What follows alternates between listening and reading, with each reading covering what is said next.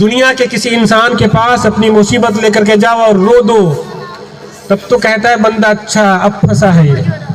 اب یہ ساری زندگی کا بقایا اسی وقت وصولنے کی کوشش کرتا ہے۔ کبھی ہم نے آپ نے دیکھا نا مصیبت میں پھنسے ہو اور کسی کے پاس جا کے گرا دیجئے، ہم یہ سوچ کر کے کہتے ہیں کہ شاید مدد ملے گی، لیکن الٹا ہوتا ہے اس کا، ہم استعمال ہو جاتے ہیں۔ ایک در ایسا ہے جہاں رونے پر بندہ استعمال نہیں ہوتا ہے، جہاں رونے پر بندہ چھوٹا نہیں ہوتا ہے، جہاں گرانے پر بندے کا مذاق نہیں اڑایا جاتا ہے۔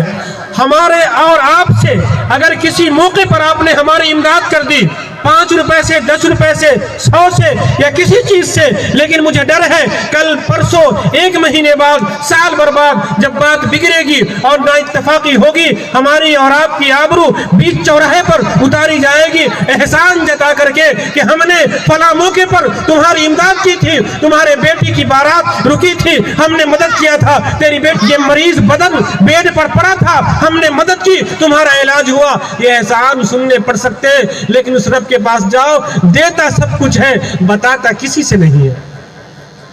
دیتا سب کچھ ہے، بتاتا کسی سے نہیں ہے۔ اپنے گناہوں کا تذکرہ اللہ تبارک و تعالیٰ کے سامنے کرو، معاف سب کچھ کر دے گا، خبر کسی کو نہیں ہوگی۔